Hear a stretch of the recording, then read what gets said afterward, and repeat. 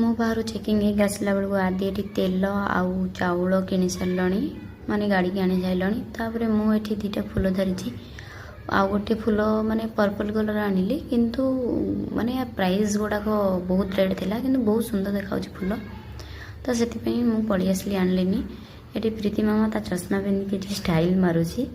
ତାପରେ ଟି ସାର୍ଟଟା ମୋ ପାଇଁ ଆଦି ବାଛି ଦେଲେ, ମୋତେ ତ ବହୁତ ବଢ଼ିଆ ଲାଗୁଛି, କାହିଁକିନା ପିଙ୍କ କଲର୍ ମୋର ବହୁତ ପସନ୍ଦ। ତାପରେ ମୋତେ ତ ଏ ଡ୍ରେସ୍ଟା ଭଲ ଲାଗୁଛି, ଆପଣମାନଙ୍କୁ କେମିତି ଲାଗୁଛି କହିବେ।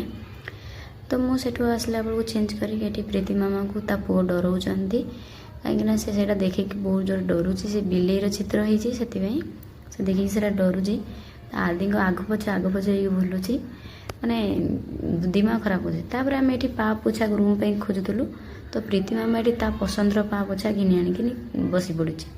ଦେଖ ମାନେ ତା ପସନ୍ଦର, ମାନେ ତା ରେଡ୍ କଲର୍ ପସନ୍ଦ ଯେମିତି, ମାନେ ତ ପ୍ରୀତି ମାମା ଏହା ଉପରେ ବସି ପଡ଼ୁଛି। ମୁଁ ତାକୁ କହୁଛି ମା ହାଇ କର, ସେ ଜମା ଶୁଣୁନି, ଟିକେ ବି ଶୁଣୁନି। ତାପରେ କହୁଛି ମାମା ହାଇ। ତ ଆମେ ଏଠି ରାତିରେ ବିରିୟାନୀ ଖାଇବାର ଥିଲା, ତ କାଳୁ ବିରିୟାନୀ ଏବେ ନେଇକି ଆସିଲନି, ତ ଆମେ ଏବେ ବିରିୟାନୀ ନେଇକି ଘରକୁ ପଳେଇ ଆସିଲୁ। ମୁଁ ବିରିୟାନୀ ବାଢ଼ି ଦେଇଛି, ତ ସମସ୍ତେ ଖାଉଥିଲେ, ମୁଁ ସମସ୍ତଙ୍କ ଭିଡ଼ିଓ କରିନି, ତାଙ୍କୁ ତ ସମସ୍ତଙ୍କୁ ଲାଜ ଲାଗୁଛି, ତ ମୋ ଭିଡ଼ିଓ ମୁଁ ନିଜେ କଲି। ବିରିୟାନୀଟା ବହୁତ ଟେଷ୍ଟ ଥିଲା, ବଢ଼ିଆ ଲାଗୁଛି। ରହିଲି, ଜୟ ଜଗନ୍ନାଥ।